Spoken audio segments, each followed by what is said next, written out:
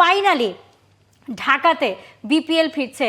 সবসময় ঢাকাবাসীরাই বিপিএলটাকে আগে পায়, আগে উপভোগ করে। এবার উল্টো হয়েছে, এবার সবচেয়ে শেষে গিয়ে ঢাকাবাসীদের অপেক্ষা করতে হয়েছে তাদের বিপিএল উপভোগ করার জন্য। যেই ফুটেজটা আমরা দেখতে পাচ্ছি সিলেটে, মানে প্লেয়াররা মাতিয়ে এসেছেন।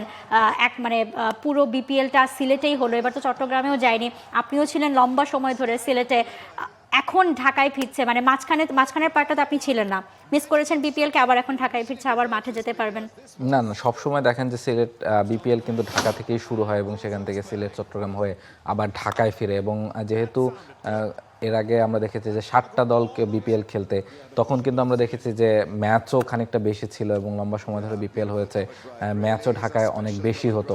এবার কিন্তু ঢাকার দর্শকরা অনেকদিন ধরে ওয়েট করছেন যে কবে আসলে ঢাকায় বিপিএলটা ফিরবে, কারণ সিলেটে ইভেন চট্টগ্রামেও বিপিএল শেষ পর্যন্ত যায়নি। ফলে সে কারণে কিন্তু সিলেটে টানা খেলা হয়েছে অনেকদিন। টানা তৃতীয়বার অর্জন করেছে দেশের সেরা সুপার ব্র্যান্ড স্বীকৃতি বসুন্ধরা টিস্যু। এবং লম্বা একটা পার্ট সিলেটে হয়েছে, ফলে ঢাকায় আগামীকাল থেকে আবার বিপিএল ফিরছে। ঢাকার দর্শকরা অনেকদিন ধরে ওয়েট করছেন কবে ঢাকার খেলা তারা দেখবেন। যদিও ঢাকার পারফরমেন্স এবার খুব একটা সুবিধাজনক না, তাও আমরা যদি পয়েন্ট টেবিলটা একটু দেখে নিতে চাই, সেই জায়গাটা থেকে পয়েন্ট টেবিলের সবার উপরে খুব স্বাভাবিকভাবে রাজশাহী ওয়ারিয়র্স তারা রয়েছেন 8 ম্যাচে 6 জয়, তাদের 12 পয়েন্ট। এবং চট্টগ্রাম রয়্যালস 2 নম্বর পজিশনে আছেন। এবং যেই দলটাকে নিয়ে খুব বেশি আলোচনা হয়েছে বিপিএল শুরুর আগ থেকে, রংপুর রাইডার্স, তারা কিন্তু শেষ দিকে এসে খানিকটা হিমশিম খেয়েছে। 8 ম্যাচ থেকে তারা 4টা জয় পেয়েছে এবং 4টা ম্যাচ তাদেরকে হারতে হয়েছে এবং নেট রান রেটটাও 0.176।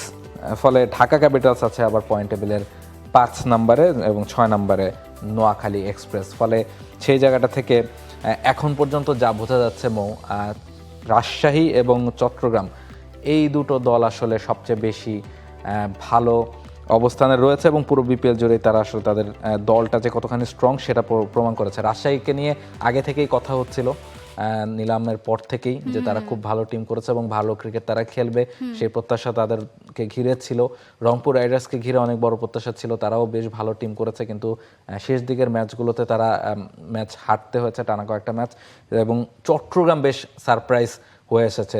তারা বিপিএল এর আগে যে ধরনের ক্রাইসিসে গিয়েছে, ফ্র্যাঞ্চাইজি থেকে বিসিবি টার্নওভার করলো টিমটাকে, তারপর সেখান থেকে তারা যেভাবে পারফর্ম করেছে, এখন তারা পয়েন্ট টেবিলে 2য় অবস্থানে রয়েছে এবং বিপিএল এর শিরোপার দৌড়ে এখন আপনি চট্টগ্রামকে আলাদা রাখতে পারবেন না। ফলে সে কারণে চট্টগ্রামকে ঘিরে আসলে প্রত্যাশা কতখানি দেখেন? অনেক বেশি। ওই যে আমরা প্রতিদিনই ফ্রিতে একটা কমন কোশ্চেন থাকে যে বিপিএলে এবার ফাইনালে কোন 2 দলকে দেখছেন। তো একদম শুরু যখন ছিল তখন কিন্তু রংপুর আর রাজশাহীর কথা সবচেয়ে বেশি এসেছে। এরপর যখন ধরেন বিপিএল শুরু হলো, আস্তে আস্তে যখন একটু গড়িয়েছে, তখন যখন চট্টগ্রাম তাদের আসলে নাটকীয় পারফরমেন্স দেখানো শুরু করলো, নাইম শেখ থেকে শুরু করে ওয়াশিংটনের সেই পার্টনারশিপে যেই ম্যাচগুলো চট্টগ্রাম জিতলো, দলগুলোকে টাফ টাইম দিল। এবং সেই সাথে সিলেটের মাঠে তাদের ঘরের দর্শকদের বেশ ভালো কিছু জয় উপহার দিয়ে এসেছে, আবার কিছু ম্যাচ হেরেছেও। তারপর ধরেন রংপুর রাইডার্সকে ঘিরে এত প্রত্যাশা, রংপুরও বেশ ভালো কিছু ম্যাচ জিতেছে, এরপর আবার রংপুরও খেই হারিয়েছে।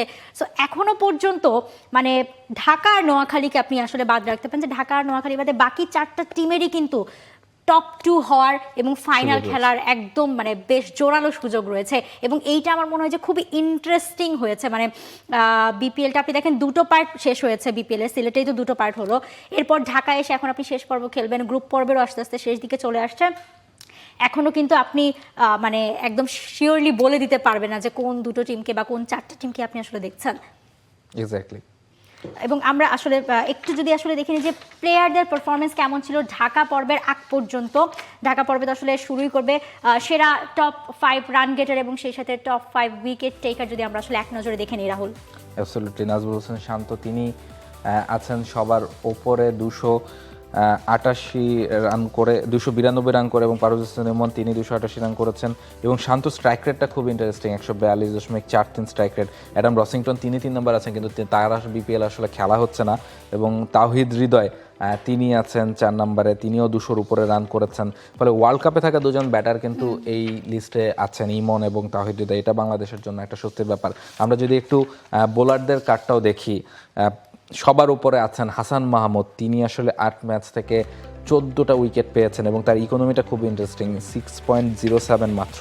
শরীফুল তিনি 13টা উইকেট পেয়েছেন, মুস্তাফিজ 13টা উইকেট পেয়েছেন, রিপন মণ্ডল দুর্দান্ত বোলিং করেছেন এবারে বিপিএলে, তিনি 13টা উইকেট পেয়েছেন এবং একমাত্র স্পিনার নাসুম আহমেদ তিনি পেয়েছেন 12টা উইকেট। এবং দেখেন 5 জন বোলারই লোকাল বোলার এবং এখান থেকে 3 জন শরীফুল, মুস্তাফিজ, নাসুম তারা ওয়ার্ল্ড কাপের স্কোয়াডে যাচ্ছেন। এবং বিপিএল শুরুর দিকে আমাদের যেটা নিয়ে সবচেয়ে বেশি কনসার্ন ছিল যে ওয়ার্ল্ড কাপ স্কোয়াডে যারা রয়েছেন বা যারা ওয়ার্ল্ড কাপে খেলতে যাবেন তাদেরকে আমরা উপরের দিকে দেখছিলাম না, কিন্তু যত সময় গড়াচ্ছে আমরা কিন্তু দেখছি যে হৃদয় বলেন কিংবা পারভেজ হোসেন ইমন বলেন তারা কিন্তু পারফর্ম করছেন এবং বোলারদের ক্ষেত্রেও বোলাররাও কিন্তু স্টেপ আউট করছেন এবং উপরের দিকে উঠে আসছেন।